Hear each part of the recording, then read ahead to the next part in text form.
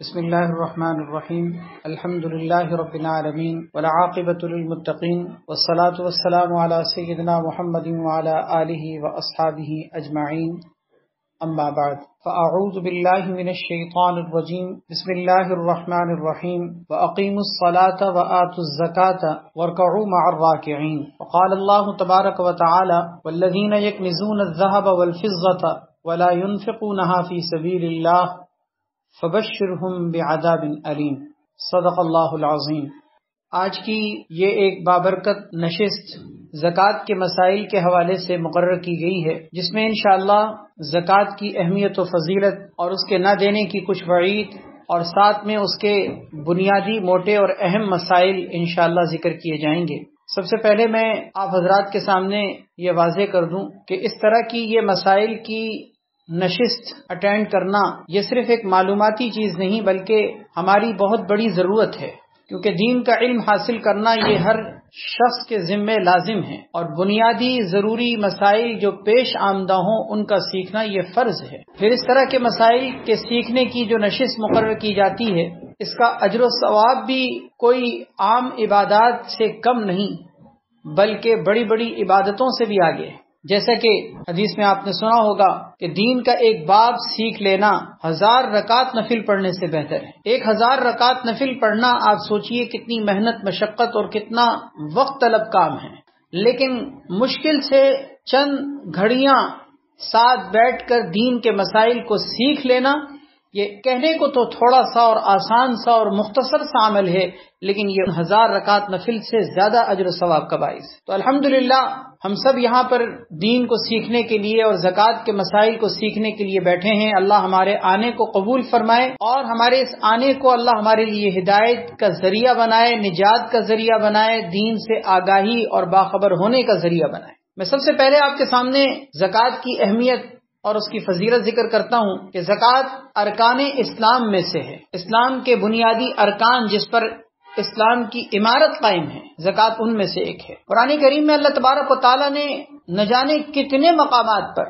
نماز کے ساتھ اس کو جوڑ کر باقاعدہ حکم اور ایک آرڈر کی حیثیت سے بیان کیا ہے، جیسے کہ میں نے بھی آپ کے سامنے آیت پڑھی تھی، اقیموا الصلاۃ وآتوا الزکاۃ، نماز قائم کرو، زکوٰۃ ادا کرو۔ حدیث میں آتا ہے، نبی علیہ الصلوۃ والسلام کا ارشاد ہے کہ جس نے رمضان المبارک کے روزے رکھے، نماز کا اہتمام کیا، بیت اللہ شریف کا حج کیا اور زکوٰۃ دی، اور جس نے امانت داری کا اہتمام کیا، آپ صلی اللہ علیہ وسلم نے فرمایا کہ وہ جنت میں داخل ہو گیا، اس کا جنت میں داخلہ یقینی ہو گیا۔ ابو داؤد شریف کی روایت، 5 چیزوں پر آپ صلی اللہ علیہ وسلم نے جنت کے داخلے کی بشارت سنائی، 5 نمازوں کا اہتمام، رمضان کے روزے، زکوٰۃ کا اہتمام، اسی طرح حج کی ادائیگی اور امانت داری، اللہ میں نصیب فرمائے۔ اس کے ذریعے سے مال پاکیزہ ہوتا ہے، مال ظاہری اور باطنی اعتبار سے بڑھتا ہے، اللہ تبارک و تعالیٰ کی رحمت خاصہ نازل ہوتی ہیں، اور اس کی برکت سے اللہ تعالیٰ مال کے شر کو، مال کے ضرر کو، مال کی گندگی کو دور کر دیتے۔ حدیث میں آتا ہے،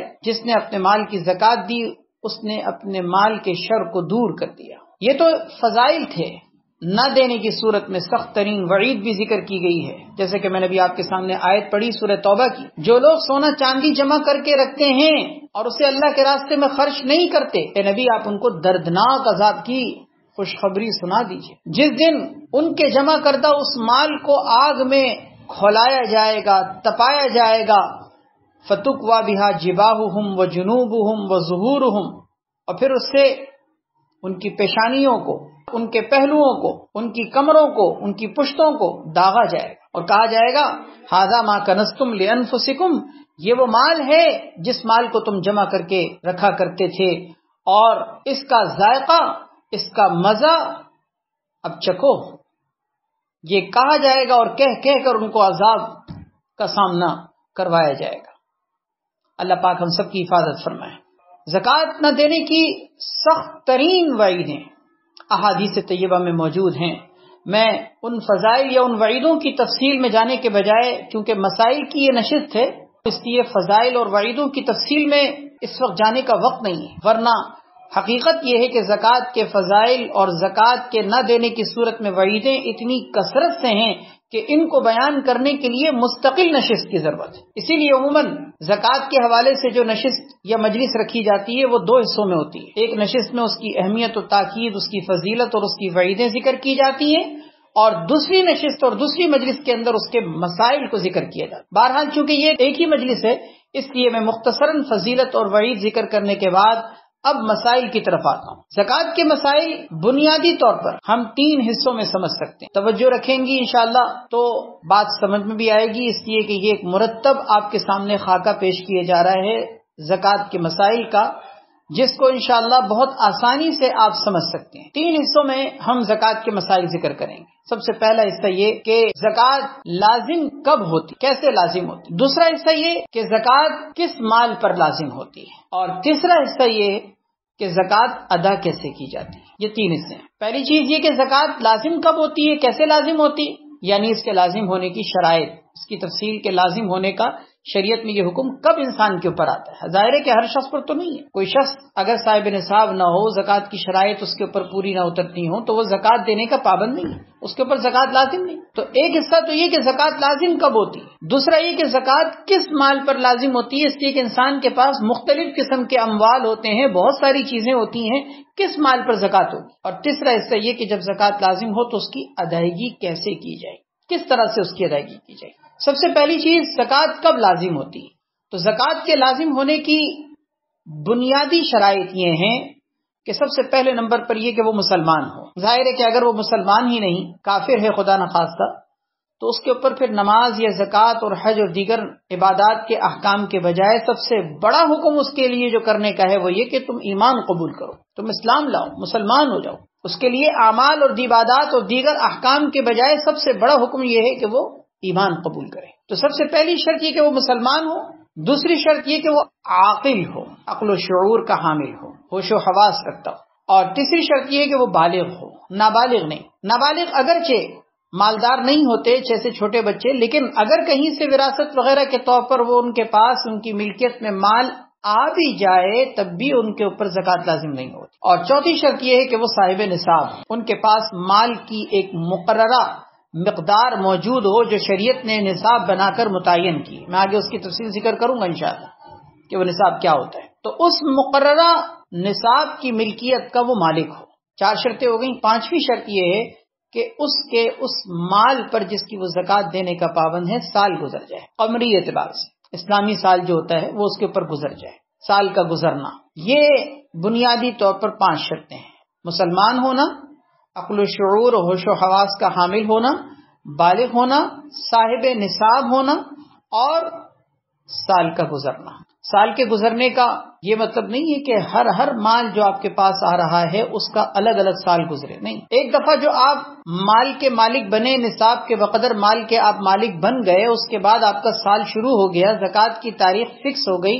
اب سال گزرنے کے بعد وہی تاریخ جب دوبارہ آئے گی تو آپ کے اوپر زکوٰۃ لازم ہوگی، چاہے اس تاریخ کے آنے سے 1 مہینہ پہلے بھی آپ کے پاس کوئی مال آیا ہو اور اس کے اوپر ابھی سال نہ گزرا ہو، لیکن زکوٰۃ کی تاریخ آنے کی صورت میں آپ اپنے تمام اموال کا حساب کتاب کریں۔ بہت سے لوگ یہ سمجھتے ہیں کہ جی میرے پاس اگر مثلاً کہیں سے کوئی پیسے آئے ہیں تو ابھی تو اس کے اوپر 1 مہینہ گزرا ہے، ابھی تو 20 دن گزرے ہیں، ابھی میں اس کی زکوٰۃ کیسے نکالوں؟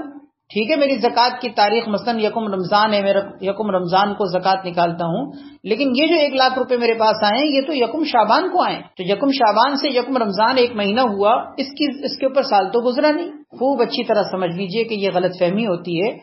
اگر آپ کی 1 رمضان تاریخ فکس ہو چکی ہے اور آپ صاحب نصاب ہیں اور ہر سال آپ 1 رمضان کو زکوٰۃ نکالتے ہیں، تو ایسی صورت میں آپ 1 رمضان کو زکوٰۃ نکالیں گے، اپنے مال کا حساب کتاب کریں گے، اگرچہ 1 مہینہ پہلے آپ کے پاس 1 لاکھ روپے آئے، اور 1 مہینہ بھی کوئی ضروری نہیں، 2 دن پہلے بھی اگر آپ کے پاس اگر کوئی مال آیا ہے تو آپ اس کو اپنے مال کے ساتھ ملائیں گے اور اس کا حساب کتاب کر کے زکوٰۃ نکالیں گے۔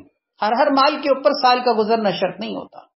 پہلی مرتبہ جب انسان کسی مال کے نصاب کی مقدار کا مالک بنتا ہے تو اس کے بعد پھر اس مالک بننے کے بعد سال گزر رہا ہوتا ہے، گزرنا شروع ہو جاتا ہے۔ سال گزرنے کے بعد جو اس کی تاریخ ہوتی ہے مالک بننے کی، اس تاریخ میں وہ زکوٰۃ نکالنے کا پابند ہوتا ہے۔ ایک اور بات بھی یہ سمجھ لیجئے اسی سال گزرنے کے حوالے سے کہ زکوٰۃ کی جو تاریخ فکس کی جاتی ہے وہ لوگ عام طور پر شمسی مہینوں کے اعتبار سے مقرر کر رہے ہوتے ہیں، حالانکہ یہ غلطی ہے۔ مثلا کوئی کہتا ہے میں 15 جنوری کو زکوٰۃ نکالتا ہوں، نہیں، آپ 15 جنوری کو زکوٰۃ نکالتے ہیں، آپ نے اپنی تاریخ شمسی اعتبار سے نہیں، آپ اسی تاریخ کو کنورٹ کریں اور اسلامی مہینے کے اعتبار سے اس کو مقرر کریں۔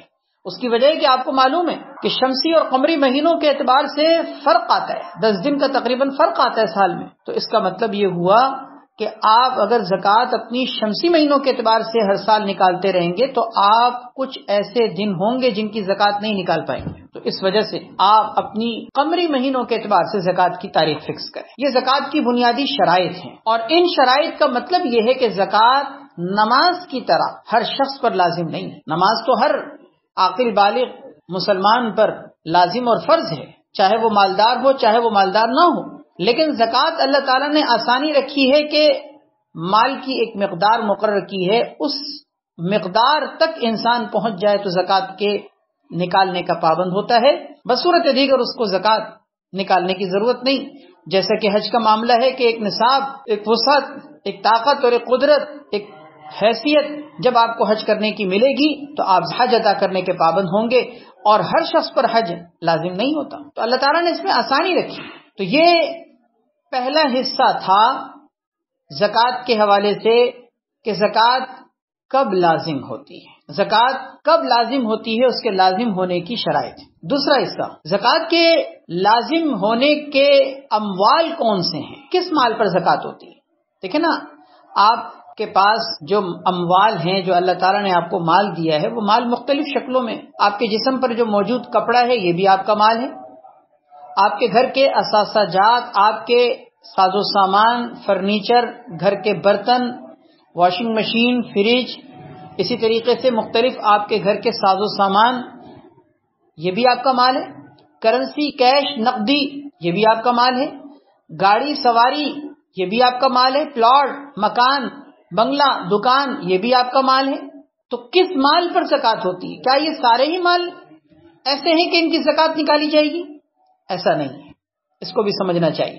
تو اسی لیے اس دوسرے حصے میں یہ چیز کلیئر ہوگی انشاءاللہ کہ زکوٰۃ ہمارے کس مال پر لازم ہوتی ہے۔ تو اس کے لیے سمجھ لیجئے کہ بنیادی طور پر شریعت نے 5 مال ایسے مقرر کیے ہیں کہ جن میں انسان زکوٰۃ نکالنے کا پابند ہوتا ہے۔ اس کے علاوہ چھٹی کوئی چیز نہیں ہے کہ جس کے آپ زکوٰۃ نکالنے کے پابند ہوں۔ وہ 5 اموال کون سے ہیں؟ سونا، چاندی، نقدی، مال تجارت، مویشی۔ 5 مال ہیں، سونا، چاندی، نقدی، مال تجارت اور مویشی۔ گولڈ کی صورت میں، سلور کی صورت میں جو مال آپ کے پاس موجود ہے، کیش کی صورت میں جو مال موجود ہے، اسی طریقے سے انویسٹمنٹ کے طور پر آپ نے کوئی مال لگایا ہوا ہے، کوئی تجارت کا مال ہے، یا آپ کے پاس چوپائے ہیں، جانور ہیں ایک مخصوص شرائط کے ساتھ، یہ 5 مال ایسے ہیں کہ جن میں انسان کے اوپر زکوٰۃ لازم۔ اس کے علاوہ آپ کے گھر کے جو ساز و سامان ہیں، آپ کے بدن کے کپڑے ہیں، آپ کے گھر کے برتن ہیں، واشنگ مشین ہے، فریج ہے، اسی طرح الماریاں ہیں، فرنیچر ہیں، صوفے ہیں، یا آپ کے گھر، رہائشی گھر، یہ سب آپ کی زکوٰۃ کے مال نہیں، آپ ان کی زکوٰۃ نکالنے کے پابند نہیں۔ یہ آپ کا مال ہے جس مال کے اوپر شریعت نے زکوٰۃ لازم نہیں کی، کیونکہ 5 مال ہیں بس صرف جن پہ زکوٰۃ انسان کی لازم ہو۔ ان 5 مالوں میں جو آخری یعنی 5ویں نمبر پر مویشی یعنی چوپائے اور جانور ہیں، ان کی تفصیلات ہم آج کی اس مجلس میں ذکر نہیں کریں گے۔ اس کی وجہ یہ کہ یہ مویشی عام طور پر لوگوں کو شہری زندگی میں ان کی ضرورت نہیں ہوتی اور عام طور پر لوگ نہیں رکھتے، لیکن پہلے نمبر کے جو 4 مال ہیں ان کی تفصیل آپ کے سامنے ذکر کی جائے گی، کیونکہ یہ پیش آمدہ مسائل ہیں، ان کے مسائل ہر شخص کی زندگی کا حصہ ہوتے ہیں۔ سب سے پہلی چیز سونا اور دوسری چیز چاندی، گولڈ اور سلور، ان دونوں کے مسائل کو سنیے۔ سونا چاندی چاہے آپ کے پاس کسی بھی شکل میں ہو، زیورات کی صورت میں ہو، ڈلیوں کی صورت میں ہو، خام جیسے مال کی شکل ہے کہ جو زیورات کی حالت میں ڈھالے نہیں گئے، بسکٹس کی صورت میں ہیں، ڈلیوں کی صورت میں ہیں، یا ان کو ڈھال کر زیور بنا دیا گیا ہے،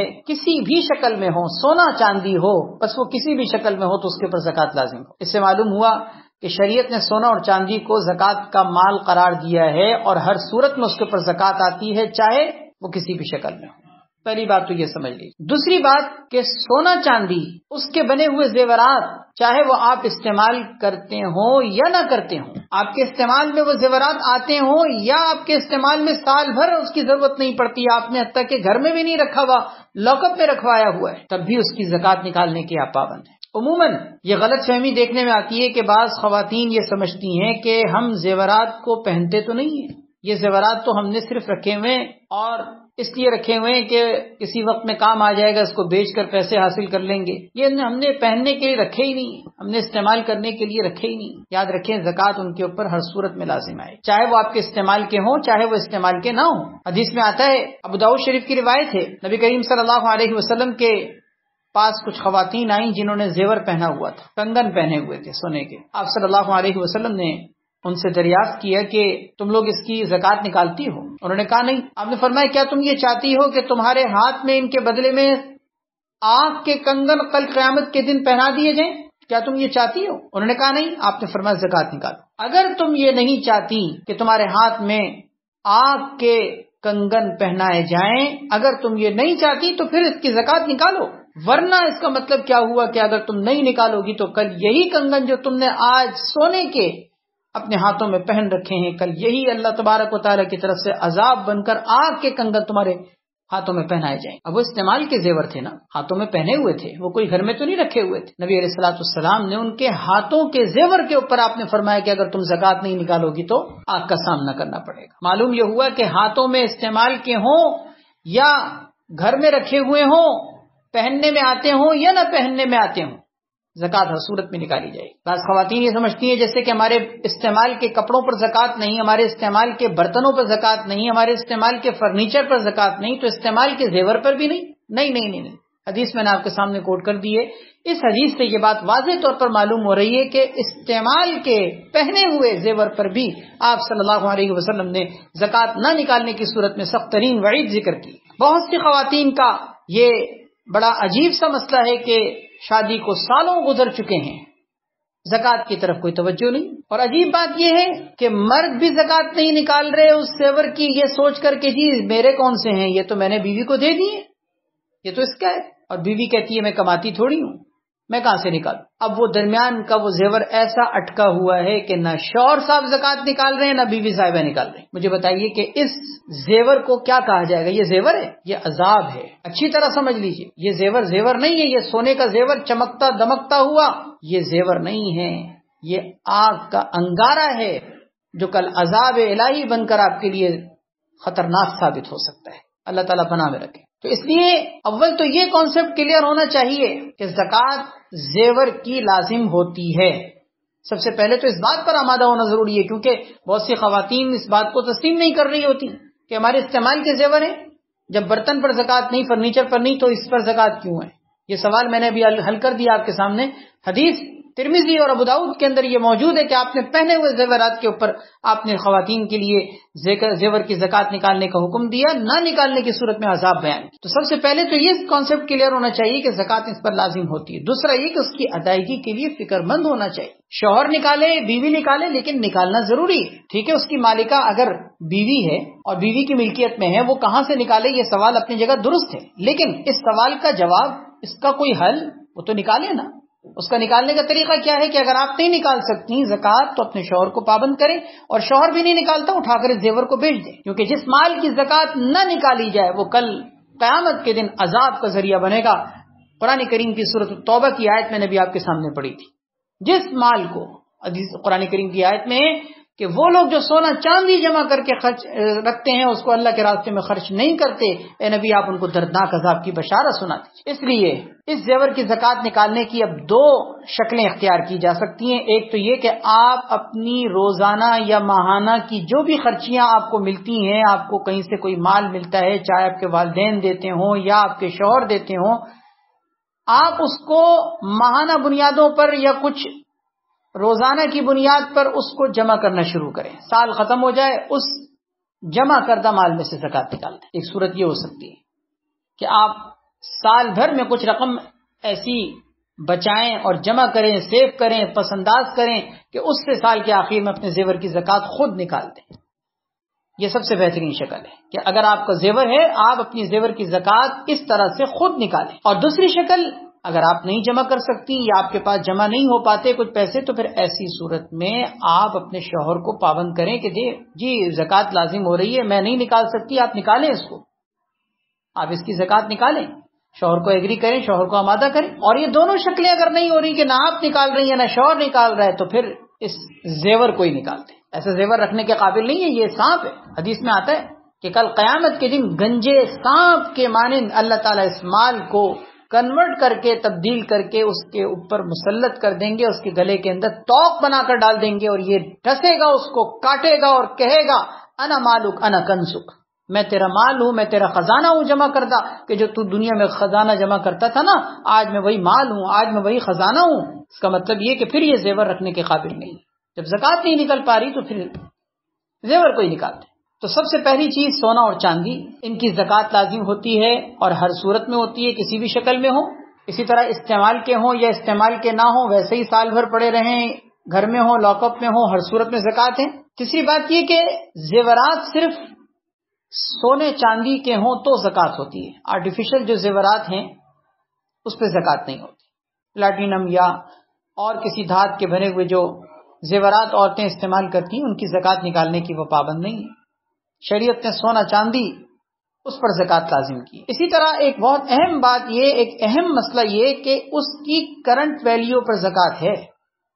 زکوٰۃ کی تاریخ کے دن جو آپ کے زیور کی مالیت ہوگی اور اس کی جو رقم بنے گی اس کی زکوٰۃ آپ کے اوپر لازم ہوگی. یہ نہیں ہے کہ خریدا کتنے میں گیا تھا. مثال کے طور پر آج سے 20 سال پہلے آپ کی شادی ہوئی تھی اور شادی کے موقع پر زیور جو خریدا گیا تھا، زیور جو آپ کو دیا گیا تھا، اس کی مالیت تھی مثلاً 1.5 لاکھ روپے. اب وہ سونے کی قیمت وغیرہ بڑھی اور چڑھی، جس کی وجہ سے وہ 1.5 لاکھ کا زیور آج 2.5 لاکھ کا ہو چکا ہے. تو آپ یہ نہیں زکوٰۃ کے اندر سوچیں گے کہ یہ 1.5 لاکھ کی زکوٰۃ میں نکالوں گی. نہیں، کرنٹ ویلیو.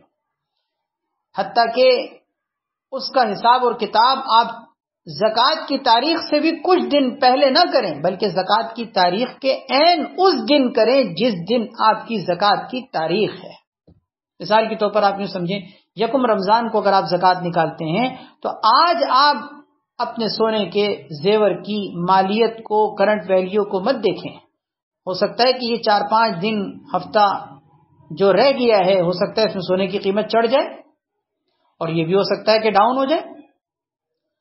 1 رمضان کو اگر آپ زکوٰۃ مثال کے طور پر نکالتے ہیں تو 1 رمضان کو آپ اس کی کرنٹ ویلیو دیکھیں گے کہ آج کی تاریخ مثلا 1 رمضان کو سونے کی کیا قیمت ہے، اور اس قیمت کے اعتبار سے میرے پاس کتنی مالیت کا زیور ہے، اس مال کی زکوٰۃ نکالنے کے پابند. یہ بڑا اہم مسئلہ ہے، اس بات کو اچھی طرح سے سمجھنا چاہیے. اس میں ذرا سی ہیر پھیر، ذرا سی کوتاہی، لغزش انسان کی زکوٰۃ نکالنے کے باوجود بعض اوقات مقداریں رہ جاتی ہیں. اسی طرح ایک زیورات میں بہت اہم ترین مسئلہ بچیوں کے نام پر سونا کرنا. عموماً اللہ تعالیٰ جن کو بچیاں دیتے ہیں، لڑکیاں دیتے ہیں، تو ماں باپ اپنی بچیوں کے لیے کچھ سونے کا زیور جو ہے ان کے نام کر دیتے ہیں کہ کل کو ان کی شادی کے موقع پر ان کے لیے کام آئے گا. اس بات کو سمجھ لیجیے کہ اس سونے کو بچیوں کے نام پر کرنے کی صورت میں زکوٰۃ کا کیا معاملہ ہوگا؟ کیا زکوٰۃ لازم ہوگی؟ پہلا سوال. دوسرا کہ زکوٰۃ اگر لازم ہوگی تو کون دے گا؟ ماں باپ دیں گے، بچی دے گی، کس پر ہوگی زکوٰۃ؟ یہ بڑا اہم مسئلہ ہے اور بہت کثرت سے لوگ پوچھتے ہیں کہ بچیوں کے نام پر جو سونا نام کر دیا ہے وہ اس کی زکوٰۃ کون نکالے گا؟ سب سے پہلی بات تو یہ سمجھ لیجئے کہ دیکھیں بچیوں کے نام پر سونا کرنے کا مطلب کیا ہے. کیا اس کا مطلب یہ ہے کہ واقعتاً آپ نے دینے کا مطلب دے دیا اور ان کے نام کر دیا اور ان کو آپ نے اس طرح سے دیا ہے کہ مالک بنا دیا، یا صرف دینے کا ایک ارادہ کیا ہے؟ دو الگ الگ باتیں ہیں. اگر آپ نے صرف دینے کا ارادہ کیا ہے، یہ سوچا ہے کہ بھئی یہ بچی میری آج سے مثلا 20 سال 25 سال کے بعد جب میں اس کا نکاح کروں گا تو پھر اس کو دے دوں گا یا دے دوں گی، ماں نے یہ سوچا یا باپ نے یہ سوچا، دینے کا ارادہ کیا، دیا نہیں، مالک نہیں بنایا، اس کی ملکیت میں منتقل نہیں کیا، صرف ایک دینے کا ارادہ کیا ہے، نیت کی ہے، تو آپ کے اس ارادے اور اس نیت کا اعتبار نہیں. ایسی صورت میں اس زیور کے مالک آپ یعنی ماں باپ کہلائیں گے، اور اس کی زیور کی زکوٰۃ آپ پر لازم ہوگی، آپ نکالنے کے پابند ہوں گے، اس لیے کہ آپ نے اپنی بچیوں کو دینے کا ارادہ کیا ہے، دیا نہیں ہے. اور اگر دوسری صورت، اگر آپ نے باقاعدہ ان کی ملکیت میں دے دیا، جس کا مطلب یہ کہ ہینڈ اوور کرنا، یا کم سے کم ان کو اس طرح مالک بنا دینا کہ قبضے میں تو آپ کے ہی ہے، لیکن آپ نے اس طرح سے دے دیا ہے کہ اب آپ اس کی اجازت کے بغیر آپ اپنی ملکیت میں دوبارہ نہیں لے سکتے، ایسے ملکیت میں دے دیا، نام کر دیا، تو اب اس کا مطلب یہ کہ آپ نے باقاعدہ اس کو مالک بنا دیا. ہاتھ میں دینا ضروری نہیں ہوتا، قابض خود بھی رہ سکتے ہیں کہ بڑے ہونے کے ناطے سے کہ بھئی یہ ضائع نہ کر دے، خود اپنے قبضے میں رکھے، لیکن ملکیت میں آپ نے دے دیا. اس طرح سے ملکیت میں کہ بھلے آپ نے لکھت پڑھت کی صورت میں، ریٹن صورت میں لکھ دیا، یا کسی کو گواہ بنا کر کہہ دیا، اور اس طرح سے کہ اب آپ اس کی اجازت کے بغیر دوبارہ آپ اس کو کہیں بیچ نہیں سکتے، آپ اس کو اپنی ملکیت میں واپس نہیں لے سکتے. اس طرح سے اگر آپ نے ملکیت میں دے دیا ہے تو اب اس بچی کو ہم اس کا مالک سمجھیں گے. اگر وہ بچی بالغ ہے، اگر وہ بچی بالغ ہے تو پھر وہ زکوٰۃ اس کے اوپر نکالنا لازم ہوگا، اس کے اوپر زکوٰۃ لازم ہوگی، کیونکہ وہ بالغ ہے، عاقل اور بالغ ہے، بالغ ہو چکی ہے، اور اس کی ملکیت میں زیور بھی ہے، تو زکوٰۃ اس کے اوپر لازم ہوگی. اور اگر وہ بالغ نہیں ہے، وہ بچی ہے، وہ نابالغہ ہے، ابھی بلوغت کی عمر کو نہیں پہنچی، تو اس کی زکوٰۃ اس کے اوپر لازم نہیں. ماں باپ پر بھی لازم نہیں، اس لیے کہ ماں باپ نے تو ملکیت میں اپنی بچی کے دے دیا ہے، وہ مالک نہیں رہے. اور بچی پر اس لیے نہیں کہ بچی مالک تو ہو گئی ہے لیکن نابالغ ہے. لیکن یہاں ایک بات میں بہت اہم ذکر کروں کہ اس طریقے سے ماں باپ کو اپنی بچیوں کے نام پر ملکیت میں ان کو زیور دینے کا مقصد یہ نہیں ہونا چاہیے کہ زکوٰۃ سے بچیں ہم. نہیں نہیں نہیں. اگر کوئی یہ سوچ کر کہ بھئی میں اپنی بچی کو دے دوں، اس کی ملکیت میں دے دوں کہ تاکہ اس کے اوپر بھی نہ ہو کیونکہ وہ بھی نابالغ ہے اور ہم پر بھی نہ ہو، بچنے کے لیے کریں گے تو پھر درست نہیں ہے. یہ بات درست نہیں کہ اللہ تعالیٰ تو جانتے ہیں نا نیتوں کو، کہ بچنے کے لیے کام نہ کیا جائے. واقعاتاً آپ کا دینے کا ارادہ ہے، مالک بنا کر آپ دے رہے ہیں، وہ بچی نابالغ ہے تو ٹھیک ہے، وہ مالک بن چکی ہے، اور جب تک وہ بالغ نہیں ہے اس کے اوپر زکوٰۃ نہیں. جب وہ بالغ ہو جائے گی تو اس کے بعد پھر اس کے اوپر زکوٰۃ لازم ہونی شروع ہو جائے گی. یہ بڑا اہم مسئلہ ہے، اس کو میں نے ساری صورتوں کے ساتھ اچھی طرح سے ذکر کیا ہے. سمجھ کر اس کے مطابق جو ہے وہ لوگوں کو مسائل بتانا چاہیے، کیونکہ بچیوں کے نام پر سونے کا زیور کرنے کی بہت سی شکلیں معاشرے میں رائج ہیں. یہ ساری شکلیں میں نے آپ کے سامنے ذکر کر دی. یہ سونا اور چاندی، اس کے اوپر زکوٰۃ لازم ہوتی ہے ایک مخصوص نصاب کے ساتھ. وہ ایسا نہیں ہے کہ آپ کوئی بھی سونا کتنی ہی مقدار میں ہو اس کی زکوٰۃ نکالیں گے، نہیں، اس کی بھی ایک لمٹ ہے، اس کی بھی ایک لمٹ ہے، اور اسی کو نصاب کہا جاتا ہے. جیسے کہ میں نے شروع میں شرائط میں ذکر کیا تھا کہ شرائط میں سے، زکوٰۃ کے لازم ہونے کی شرائط میں سے ایک بنیادی شرط یہ ہے کہ انسان صاحب نصاب ہو. تو سونا چاندی کے بھی ایک نصاب کے بقدر مال کا اگر وہ مالک ہوگا تو سونا چاندی کی زکوٰۃ ہوگی. اور وہ کیا ہے؟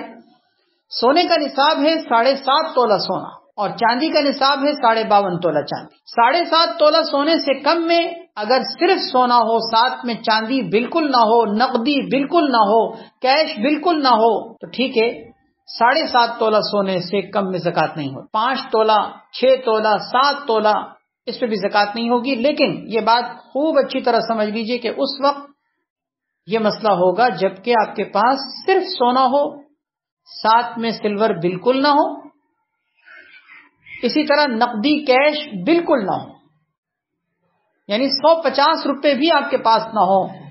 تو اس صورت میں آپ کے پاس اگر صرف سونا ہے تو سونا 7.5 تولہ سے کم میں زکوٰۃ نہیں ہوگی. لیکن اس بات کو اچھی طرح سمجھیے گا کہ عام طور پر 150 روپے تو سب کے پاس ہوتے ہیں نا.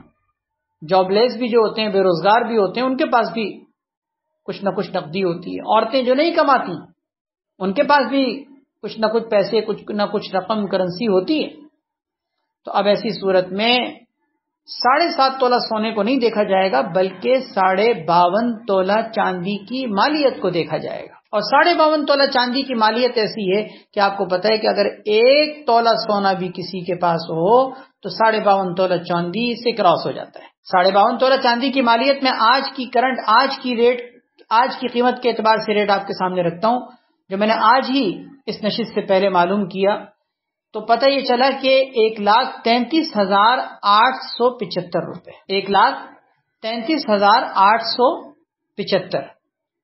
تو اس کا مطلب یہ ہوا کہ لگ بھگ کوئی 1,33,34,000 روپے، 1,33,000 یا 1,34,000 روپے. تو اس کا مطلب یہ ہوا کہ اگر اتنی مالیت کے بقدر آپ کے پاس سونے کا زیور ہو، آپ کے پاس چاندی کا زیور ہو، یا اتنی مالیت کے بقدر آپ کے پاس رقم ہو، پیسے ہوں، کیش ہو، نقدی ہو، تجارت کا سامان ہو، تو آپ صاحب نصاب کہلائیں گے. آپ صاحب نصاب کہلائیں گے، جس کا مطلب یہ کہ آپ اس حالت میں زکوٰۃ لے نہیں سکتے، کیونکہ آپ صاحب نصاب ہیں، اور صاحب نصاب زکوٰۃ نہیں لے سکتا، اس کو زکوٰۃ نہیں دی جا سکتی. دوسرا یہ کہ وہ سال گزرنے کی شرط اور دیگر شرائط پائی جائیں تو وہ زکوٰۃ نکالنے کا پابند ہوتا ہے.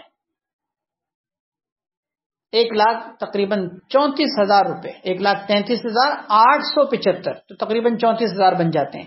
تو اس کا مطلب یہ ہوا کہ اتنی مالیت کا اگر آپ کے پاس زیور موجود ہے تو آپ صاحب نصاب ہیں، آپ زکوٰۃ نکالنے کے پابند ہیں.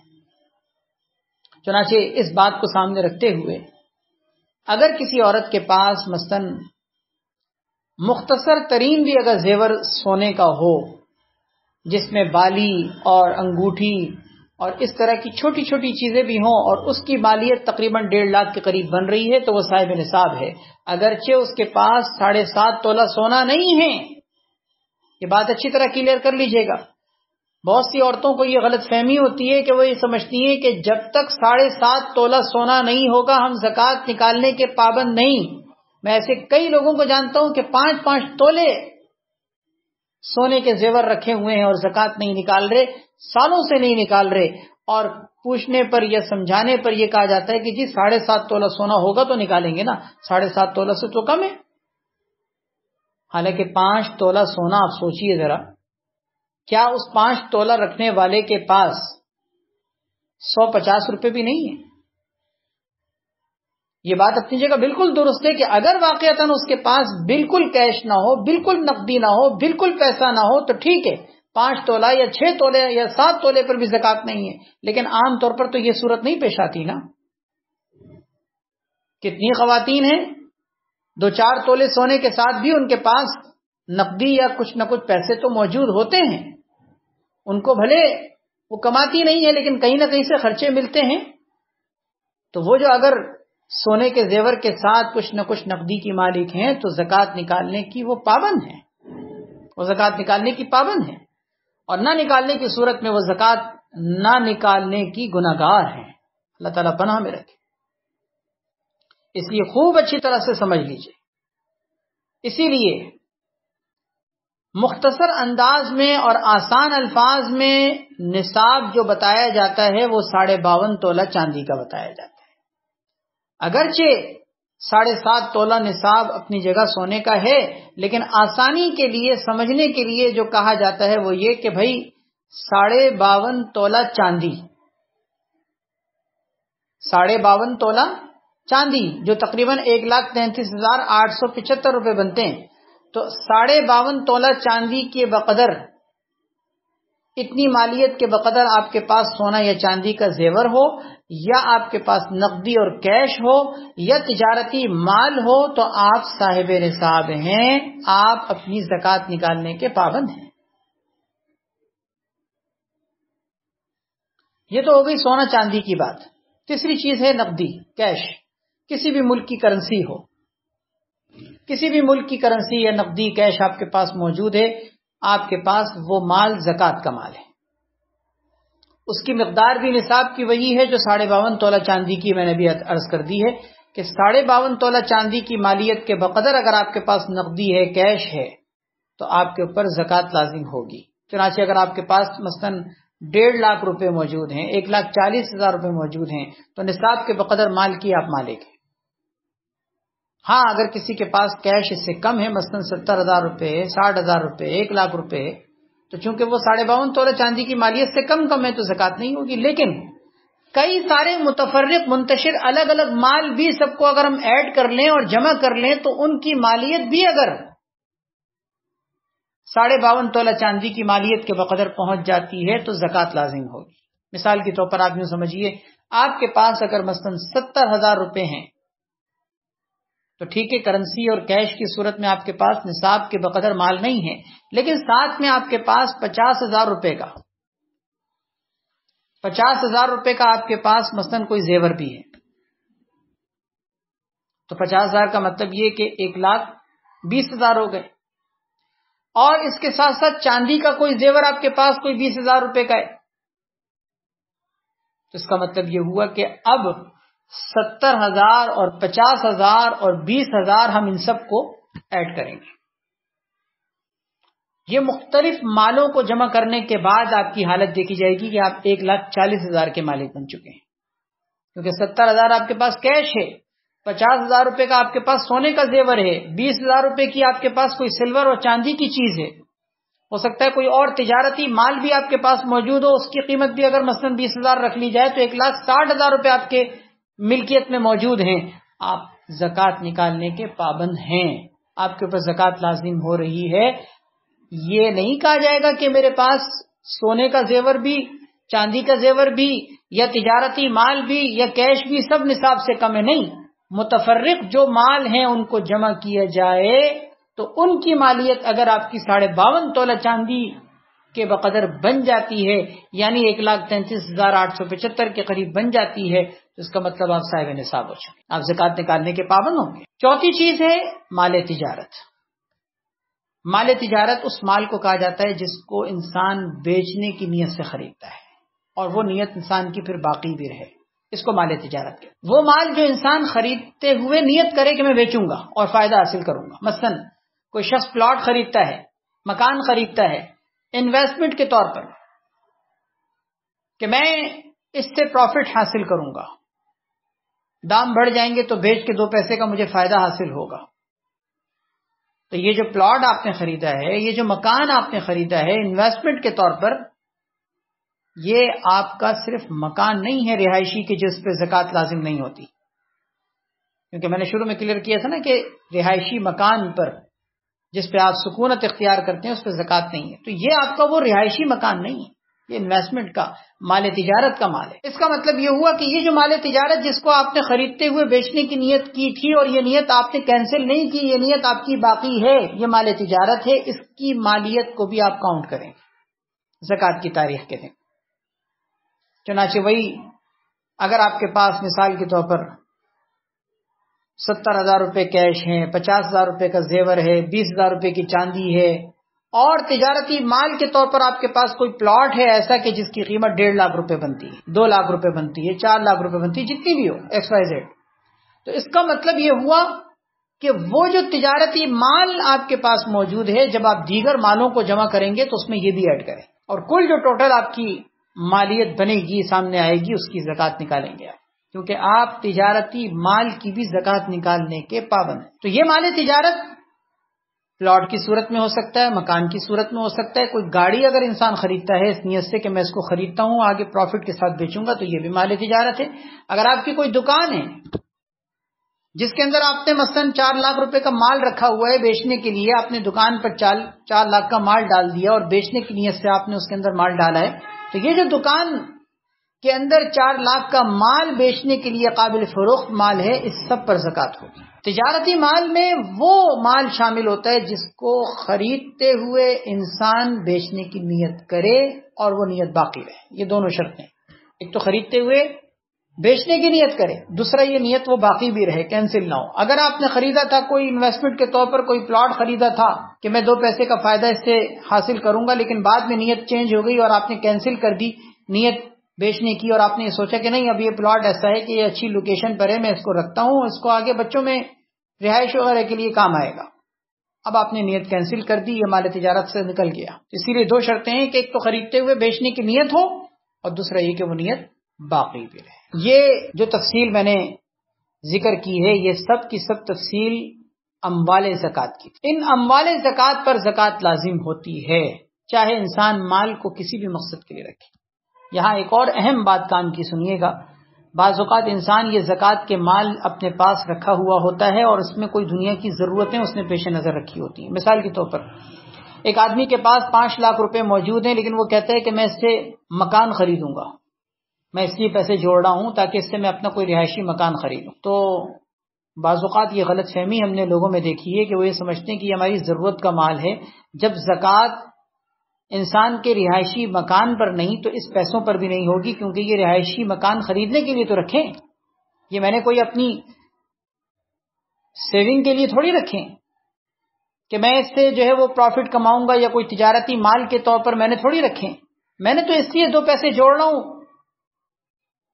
کہ میں آگے جا کر اس سے اپنی رہائشی مکان کو خریدنے کا کام کروں گا. تو اس کا مطلب جیسے رہائشی مکان پہ زکوٰۃ نہیں، اس پر بھی زکوٰۃ نہیں. یاد رکھیے یہ غلط فہمی ہے، یہ غلط فہمی ہے. اس لیے کہ آپ مکان جب خرید لیں رہائشی تو ٹھیک ہے، اس کے اوپر زکوٰۃ نہیں ہوگی، لیکن جب تک آپ نے مکان خریدا نہیں، یہ نقدی کی صورت میں آپ کے پاس پیسے ہیں، زکوٰۃ اس پر لازم ہوگی، چاہے آپ نے اس کو کسی بھی مقصد کے لیے رکھا ہو، مکان خریدنے کے لیے رکھا ہو، بچیوں کی شادی کرانے کے لیے رکھا ہو، آگے حج پہ جانے کے لیے جمع کر رہے ہو آپ، تب بھی زکوٰۃ ہو، تب بھی زکوٰۃ ہو. مثال کے طور پر کسی نے پیسے جوڑ کے 15 لاکھ روپے جمع کر لیے اور اس نے کہا کہ میں اس سے حج کروں گا. حج ابھی کیا نہیں، نہ حج کے لیے جمع کرائے، اتنے میں آپ کی زکوٰۃ کی تاریخ آ گئی. تو یہ جو 15 لاکھ روپے ہیں جس کو آپ نے حج کی نیت سے رکھے ہیں، زکوٰۃ کی تاریخ کے دن اگر یہ رقم کرنسی کی صورت میں، کیش کی صورت میں آپ کے پاس موجود ہے، آپ اس کی زکوٰۃ نکالنے کے پابند ہیں، اگرچہ آپ نے اس کو حج کے لیے رکھا ہوا ہے. یہ بہت اہم مسئلہ ہے. بعض لوگ اس وجہ سے زکوٰۃ نہیں نکالتے، وہ کہتے ہیں حج کے لیے تو ہے، یہ ساری رقم میں گویا کہ اللہ کے راستے میں دینے کے لیے رکھی ہے، اس کا مطلب یہ کہ میرے اوپر زکوٰۃ نہیں ہے. مکان میری بنیادی ضرورت ہے، بچیوں کی شادیاں کرانا میرا معاملہ ہے، ان ساری چیزوں سے چونکہ یہ میری بنیادی ضرورتیں ہیں لہذا زکوٰۃ نہیں. ایسا نہیں ہے. کرنسی چاہے کسی بھی مقصد کے لیے رکھی گئی ہو اس پہ زکوٰۃ ہے. جیسے سونا چاندی چاہے کسی بھی شکل میں ہو، استعمالی ہو یا غیر استعمالی، زکوٰۃ ہوتی ہے. نقدی بھی چاہے کسی مقصد کے لیے رکھی ہو زکوٰۃ لازم ہوتی ہے، زکوٰۃ لازم ہوتی ہے. بہرحال 2 حصے ہو گئے. پہلا حصہ کہ زکوٰۃ کب لازم ہوتی ہے، اس کی شرائط. دوسرا حصہ کہ زکوٰۃ کس کس مال پر لازم ہوتی ہے، یہ دونوں باتیں بیان ہو چکی. تیسرا اور آخری حصہ کہ زکوٰۃ ادا کیسے کی جاتی ہے، زکوٰۃ کے ادا کرنے کا طریقہ کیا ہے. زکوٰۃ ادا کرنے کے اندر 3 باتیں بنیادی ہیں. سب سے پہلی چیز یہ کہ کس کو دی جائے، دوسری بات یہ کہ کیسے دی جائے، اور تیسری بات یہ کہ کس کو دینا افضل ہے. یہ 3 باتوں کا جواب میں دوں گا. اس سے آپ کو بہت سارے مسائل سمجھ میں آئیں گے زکوٰۃ کی ادائیگی کے حوالے سے. پہلی بات یہ کہ زکوٰۃ کس کو دی جائے، کس کو دی جا سکتی ہے، یعنی آپ کس کس کو زکوٰۃ دے سکتے ہیں. دوسری بات یہ کہ آپ زکوٰۃ کیسے دیں، اور تیسری بات یہ کہ زکوٰۃ کس کو دینا افضل ہے. پہلی بات یہ کہ زکوٰۃ کس کو دی جائے، تو اس کے لیے سب سے پہلی چیز یہ دیکھی جائے گی کہ جس کو بھی آپ زکوٰۃ دیں گے وہ مسلمان ہونا ضروری ہے. نان مسلم کو زکوٰۃ نہیں دے سکتے آپ. کافر کو، ہندو کو، یہودی کو، عیسائی کو، نان مسلم کوئی بھی ہو، اگرچہ وہ کتنا ہی مستحق اور کتنے ہی اس کے فاقے ہوں اور کتنے ہی کھانے پینے کے لالے پڑے ہوئے ہوں، ٹھیک ہے آپ اس کی مدد کر سکتے ہیں ایکسٹرا نفلی صدقات سے، لیکن زکوٰۃ نہیں دے سکتے، کیونکہ زکوٰۃ نان مسلم کو نہیں دے سکتے آپ. یہ پہلی بنیادی چیز ہے. بہت سے لوگوں کو دیکھا گیا ہے کہ وہ جا کر گاؤں دیہات میں، اندرون سندھ میں، ایسے علاقوں میں جا کر زکوٰۃ کے مال سے لوگوں کی مدد کر رہے ہوتے ہیں کہ جہاں پر وہ ہندوؤں کی بھی مدد کر رہے ہوتے ہیں، اور ان کو کہا جائے کہ بھائی زکوٰۃ نان مسلم کو نہیں دے سکتے، تو کہتے ہیں کہ اسلام نے انسانیت کا درس دیا ہے، اسلام اور کفر کے فرق کے بغیر سب کو کھانا کھلانا چاہیے. ٹھیک ہے، بات تو بڑی اچھی کر رہے ہیں آپ، اور حقیقت بھی یہی کہ اسلام نے انسانیت کا درس دیا ہے. بھوکے کو کھانا کھلانے میں یہ تھوڑی دیکھا جائے گا کہ بھوکا جو ہے وہ مسلمان ہے یا کافر ہے، مسلمان کو کھلائیں کافر کو نہ کھلائیں. نہیں، اسلام نے تو اس سے بھی آگے بڑھ کر انسان ہونے کی بھی شرط نہیں رکھی. آپ جانور کو بھی کھانا کھلائیں گے جب وہ بھوکا ہو اور تڑپ رہا ہو تو آپ اس کو دیکھیں, اس کو بھی کھانا کھلائیں, آپ کو اجر ملے گا. وہ فاحشہ عورت کا قصہ آپ نے سنا ہوگا کہ جس نے ہانپتے ہوئے پیاسے کتے کو پانی پلایا تھا, اللہ نے اس فاحشہ عورت کی مغفرت کر دی تھی. اس کا مطلب اسلام نے انسانیت کا درس دیا ہے. واقعتا یہ بات اپنی جگہ درست ہے, لیکن اس بات کا یہ مطلب کیسے نکل گیا کہ آپ زکوٰۃ بھی غیر مسلم کو دے سکتے ہیں؟ یہ مطلب تو نہیں ہے. آپ اپنے ایکسٹرا نفلی صدقات میں سے کھلائیں, آپ کو کس نے منع کیا؟ لیکن بات جب زکوٰۃ کی آئے گی تو پھر شریعت کے مسئلے کی بھی آئے گی. شریعت کا مسئلہ ہے, آپ زکوٰۃ نان مسلم کو نہیں دے سکتے. دوسرا یہ کہ جس کو بھی زکوٰۃ دیں, دوسری چیز اس میں یہ دیکھ لیں کہ وہ سید نہ ہو. اگر وہ سید ہے تو سید کو زکوٰۃ نہیں دے سکتے, اگرچہ وہ مستحق ہو. آپ اس کی مدد کریں, ضرور کریں, سید کی کفالت کرنی چاہیے, مدد کرنی چاہیے, تعاون کرنا چاہیے, ان کا خیال رکھنا چاہیے, اور آپ کو انشاءاللہ اس پر بہت اجر ملے گا کہ آپ نے سادات خاندان سے تعلق رکھنے والے کو آپ نے سپورٹ کیا ہے. بہت اچھی بات ہے, لیکن ایکسٹرا نفلی صدقات سے, زکوٰۃ سے نہیں, واجبی صدقات سے نہیں. زکوٰۃ اس لیے کہ مال کا میل کچیل ہے, اور میل کچیل جو ہوتا ہے, گندگی جو ہوتی ہے, یہ سادات خاندان کے لائق نہیں ہے. تو دوسری چیز یہ دیکھ لیجئے کہ سید نہ ہو. تیسری چیز یہ کہ یہ دیکھ لیجئے کہ وہ صاحب نصاب بھی نہ ہو. نصاب کی تفصیل میں نے بھی آپ کے سامنے ذکر کی ہے کہ تقریباً 1,33,875 روپے, اتنی مالیت کے لگ بھگ مال کا وہ مالک نہ ہو. اس کے پاس اتنی مالیت کا زیور نہ ہو, اتنی مالیت کی نقدی نہ ہو, اتنی مالیت کا مال تجارت نہ ہو, آپ اس کو زکوٰۃ دے سکتے ہیں. بہت سے لوگ ٹائٹل دیکھ کے زکوٰۃ دیتے ہیں کہ یہ ماسی ہے لہذا زکوٰۃ دے دو, یہ بیوہ ہے, ٹائٹل بیوہ, زکوٰۃ دے سکتے ہیں. ٹائٹل بے روزگار, زکوٰۃ دے سکتے ہیں. ٹائٹل یتیم, زکوٰۃ دے سکتے ہیں. ٹائٹل ماسی ہونا, زکوٰۃ دے سکتے ہیں. نہیں, یہ ٹائٹل نہیں ہے. خوب اچھی طرح سمجھ لیجیے, یہ زکوٰۃ دینے کے ٹائٹل نہیں ہے.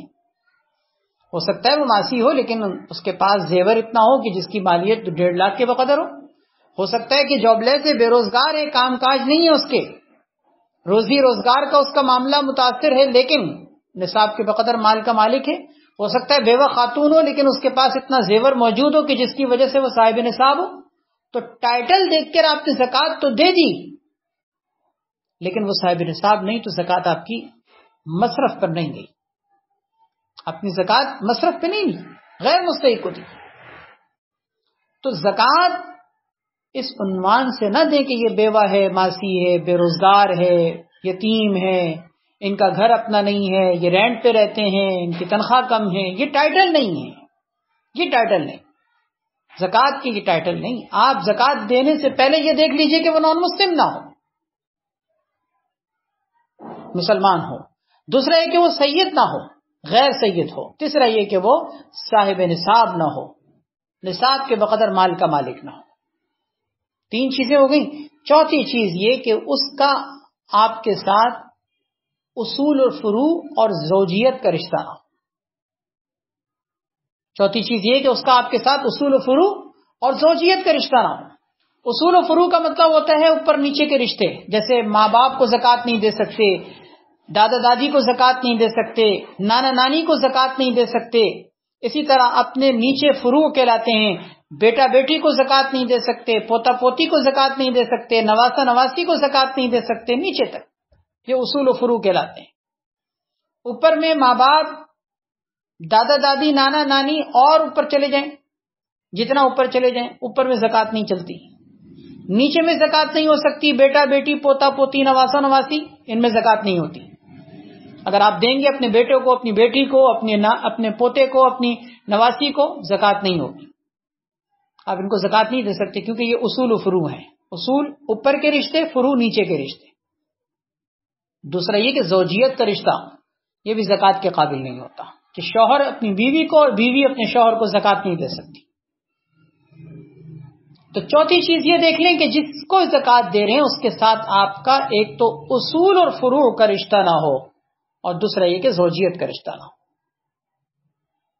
باقی 2 رشتے سے ہٹ کر آپ اپنے سگے بھائی کو زکوٰۃ دے سکتے ہیں, سگی بہن کو زکوٰۃ دے سکتے ہیں, بھائی بہن کے بچوں کو دے سکتے ہیں, داماد کو دے سکتے ہیں، اپنی بہو کو دے سکتے ہیں، سسر کو، ساس کو دے سکتے ہیں،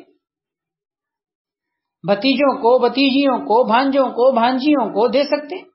وہ آپ کے اگرچہ نیچے کے ہیں لیکن آپ کے نیچے کے نہیں ہیں بلکہ اطراف کے ہیں، سائڈ کے ہیں.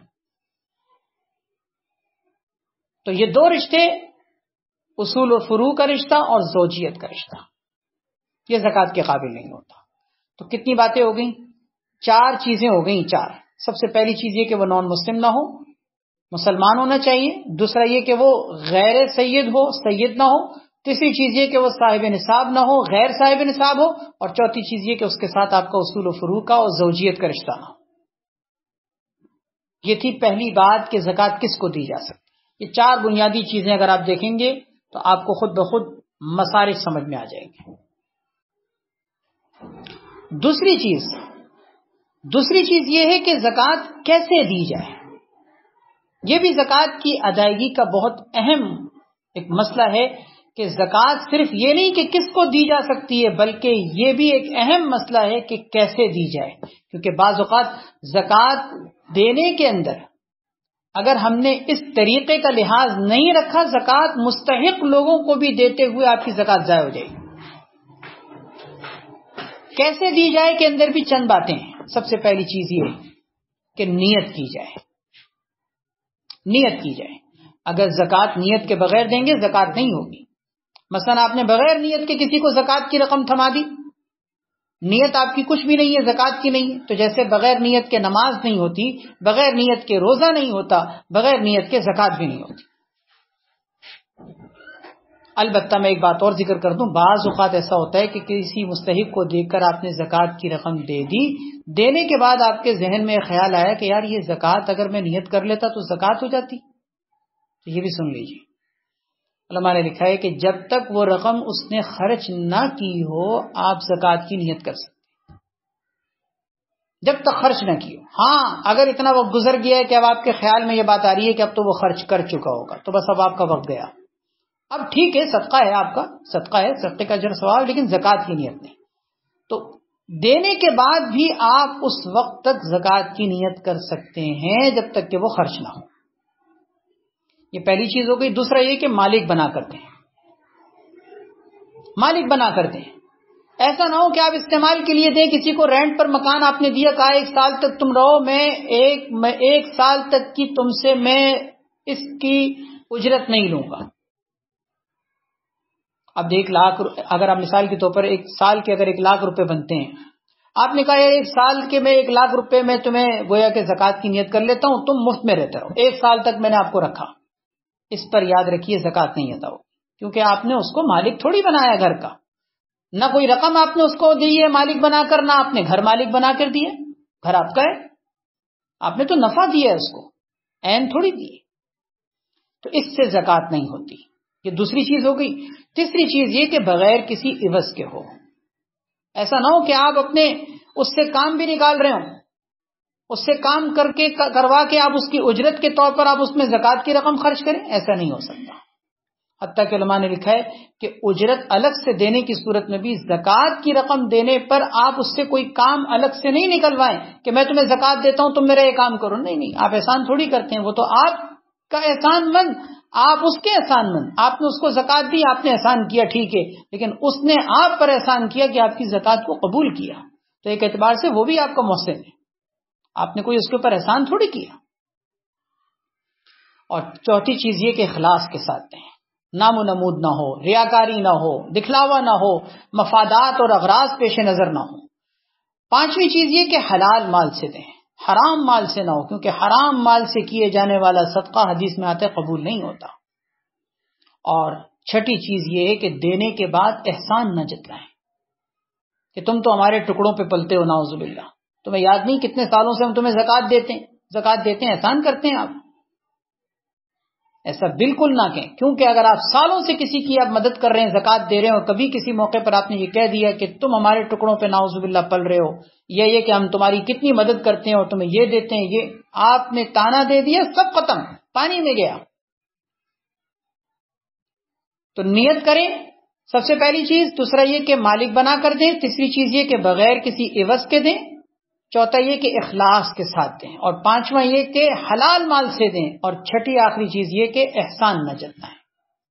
یہ تفصیل تھی کہ زکوٰۃ کیسے دی جائے، اور آخری بات، تیسری بات وہ یہ ہے کہ زکوٰۃ کس کو دینا افضل ہے۔ تین باتیں عرض کرنی تھی نا، ایک تو یہ کہ زکوٰۃ کس کو دی جا سکتی ہے، دوسری بات یہ کہ کیسے دی جائے، اور تیسری آخری بات یہ زکوٰۃ کس کو دینا افضل ہے۔ زکوٰۃ جن مستحقین کو میں نے بھی آپ کے سامنے ذکر کیا ہے ان سب کو دی جا سکتی ہے، جبکہ وہ مستحق ہوں، زکوٰۃ کی شرائط پر پورا اترتے ہوں۔ البتہ قرابت دار آپ کے زیادہ مستحق ہیں، رشتہ دار آپ کے زیادہ مستحق ہیں، اس لیے کہ اس میں رشتہ داری بھی ہے، صلہ رحمی کا فائدہ بھی ہے، اور ساتھ میں زکوٰۃ کی ادائیگی بھی۔ حدیث میں آتا ہے کہ نبی علیہ الصلوۃ والسلام سے کسی نے پوچھا تو آپ نے فرمایا کہ اس میں ڈبل اجر ہے، صلہ رحمی کا فائدہ بھی ہے، اور ساتھ میں اس کے ساتھ ساتھ یہ بھی فائدہ ہے کہ آپ کی زکوٰۃ کی ادائیگی بھی ہو رہی، تو ڈبل فائدہ ہوگا۔ عام طور پر لوگوں کو یہ دیکھا گیا ہے کہ زکوٰۃ کے راشن بیگ پوری دنیا میں تقسیم کر رہے ہوتے ہیں، اور بھائی کے گھر میں فاقے ہوتے ہیں، پڑوس کے گھر میں فاقے ہیں، اپنی بہن کے گھر میں فاقے ہیں۔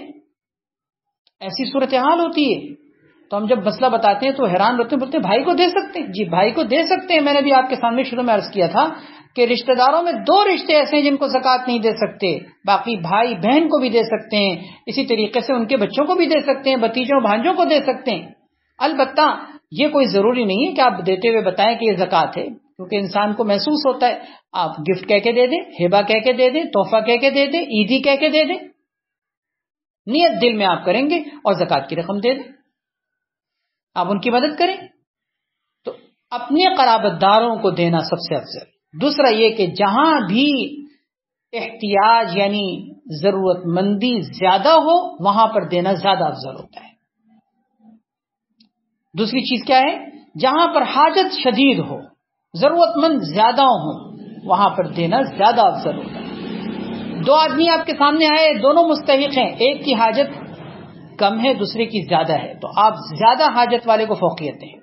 کسی کے اہل و عیال زیادہ ہوتے ہیں، کسی کے بچے زیادہ ہوتے ہیں، کسی کی تنخواہ بہت کم ہوتی ہے، گزارا اس کا بہت مشکل سے ہوتا ہے، دوسرے کے معاملات کچھ بہتر ہیں اگرچہ وہ بھی مستحق زکوٰۃ ہے، آپ فوقیت اس کو دیں جس کو شدید حاجت ہے۔ یہ دوسری چیز ہو گئی۔ تیسری چیز یہ ہے کہ اشاعت علم کے کاموں میں، اشاعت علم کا مطلب ہوتا ہے کہ علم کی ترویج، علم کی اشاعت کے جو ادارے ہوتے ہیں، مدارس ہوتے ہیں، مدارس دینیہ ہوتے ہیں، ان کو فوقیت دیں۔ اس میں آپ کی زکوٰۃ کی رقم کے ساتھ ساتھ دین کے ساتھ ایک اشاعت کے کام میں شریک ہونا بھی ہے۔ اسی طریقے سے چوتھی چیز یہ کہ وہ نیک و صالح بھی ہو، متقی پرہیزگار ہو۔ اگر وہ متقی پرہیزگار ہے، نمازی ہے، تو غیر نمازی کے مقابلے میں اس کو دینا زیادہ افضل ہے۔ جیسے وہی دو مستحق آپ کے سامنے ہیں، ایک نمازی ہے ایک نمازی نہیں ہے، تو آپ دونوں کو زکوٰۃ دینے میں اگر ترجیح دیں تو نماز پڑھنے والے کو ترجیح دیں گے۔ جیسے کہ ایک صحابی کو نبی علیہ الصلوۃ والسلام نے کہا تھا کہ جب غلام آئیں تو ہم تمہیں غلام دیں گے، تم ہمیں یاد دلا دینا۔ تو غلام آئے نبی علیہ الصلوۃ والسلام کے پاس کہیں سے، تو آپ کو آ کر صحابی نے یاد دلایا کہ رسول اللہ وہ غلام دینے کے لیے آپ نے کہا تھا، آپ نے فرمایا یہ دو غلام ہیں، ان میں سے کوئی ایک لے لو۔ انہوں نے کہا یا رسول اللہ آپ ہی میرے لیے چن لیے، آپ ہی میرے لیے منتخب کر دیجئے، کیونکہ آپ جب منتخب کریں گے تو میرے لیے بابرکت ہوگا۔ آپ نے فرمایا اچھا جب تم نے میرے ہاتھ میں انتخاب رکھا ہے تو ایسا کرو کہ اس کو لے لو کیونکہ یہ نماز پڑھتا ہے۔ اللہ اکبر، اس کو لے لو۔ آپ نے ایک کی طرف اشارہ کیا کہ اس کو لے لو کیونکہ یہ نماز پڑھتا ہے۔ اس کا مطلب کیا؟ نماز پڑھنے والے کو آپ نے ترجیح دی، فضیلت دی۔ اس کا مطلب یہ ہوا کہ اگر ہم مستحقین میں بھی یہ چیز دیکھ لیں، فیملیز تو بہت ساری ہوتی ہیں، لیکن اگر ہم یہ چیز فوکس کر لیں کہ مثلا یہ نیک لوگ ہیں، نمازی ہیں، متقی پرہیزگار ہیں، صوم و صلات کے پابند ہیں، تو اس بنیاد پر اگر آپ ان کی مدد کریں گے تو انشاءاللہ زکوٰۃ کی ادائیگی کے ساتھ ساتھ نیکی اور تقوی کے کاموں میں آپ ان کے معاون بھی بن رہے ہیں۔ تو بہرحال یہ زکوٰۃ کے مسائل کا ایک میں خلاصتاً آخر میں ایک خاکہ ذکر کر دوں تاکہ جو باتیں ذکر کی ہیں وہ ہمارے سامنے ایک نقشے کی صورت میں، خاکے کی صورت میں آ جائیں۔ 3 حصوں میں ہم نے آج کے مسائل ذکر کیے ہیں۔ سب سے پہلا حصہ یہ تھا کہ زکوٰۃ کب لازم ہوتی ہے، دوسرا حصہ کیا تھا کہ زکوٰۃ کس مال پر لازم ہوتی ہے، اور تیسری چیز یہ ذکر کی گئی تھی کہ زکوٰۃ کیسے دی جائے۔ ان 3 حصوں میں زکوٰۃ کے اہم اور بنیادی موٹے موٹے مسائل آپ کے سامنے آ گئے ہیں۔ پھر بھی اگر زکوٰۃ کے حوالے سے کوئی پیچیدگی ہو تو ضرور اس کو کلیئر کر لینا چاہیے۔ اللہ پاک ہم سب کا حامی و ناصر ہو۔ اللہ تبارک و تعالی ہم سب کا مل بیٹھنا جمع ہونا قبول فرمائے، اور اللہ تعالی ہم سب کو زکوٰۃ کے اور نماز کے، حج کے، روزے کے، زندگی کے تمام مسائل کو سیکھنے کی اور اس کے مطابق چلنے کی توفیق عطا فرمائے۔ وآخر دعوانا الحمدللہ رب العالمین۔ الحمدللہ رب العالمین والعاقبۃ للمتقین والصلاۃ والسلام علی سیدنا محمد وعلی آلہ وصحبہ اجمعین۔ رب اغفر وارحم وانت خیر الراحمین۔ یا اللہ اپنے فضل سے، اپنے کرم سے ہمارا یہ مل بیٹھنا اپنی بارگاہ میں قبول و منظور فرما۔ اے رب کریم اپنے فضل سے، اپنے کرم سے ہماری اس نشست کو یا اللہ اپنی بارگاہ میں اپنی شان کے مطابق قبول فرما۔ جو مسائل دینیہ کے سیکھنے کے اجر و ثواب کے تو نے وعدے کیے ہیں، اللہ ہم سب کو نصیب فرما۔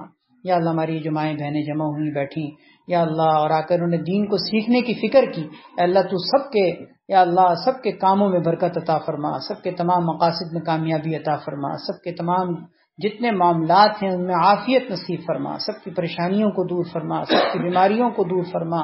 یا اللہ اپنے فضل سے، اپنے کرم سے ہم سب کو دین کا ہر مسئلہ سیکھ کر سمجھنے کی اور چلنے کی توفیق عطا فرما، پھونک پھونک کا قدم اٹھانے کی توفیق عطا فرما۔ اے رب کریم اپنے فضل سے، اپنے کرم سے ہماری یا اللہ یہ جگہ، یہ ادارہ جس میں ہم بیٹھے ہیں، جمع ہوئے ہیں، یا اللہ اپنے فضل سے، اپنے کرم سے اس ادارے کو دن دوگنی رات چگنی ترقی عطا فرما۔ اس طرح کی فقہی مجالس یہاں مقرر ہوتی ہیں، یا اللہ اپنے فضل سے، اپنے کرم سے ان سارے سلسلوں کو اپنی بارگاہ میں قبول اور منظور فرما۔ سبحان ربک رب العزۃ عما یصفون وسلام علی المرسلین والحمد للہ رب العالمین۔ آمین یا رب العالمین برحمتک یا ارحم الراحمین۔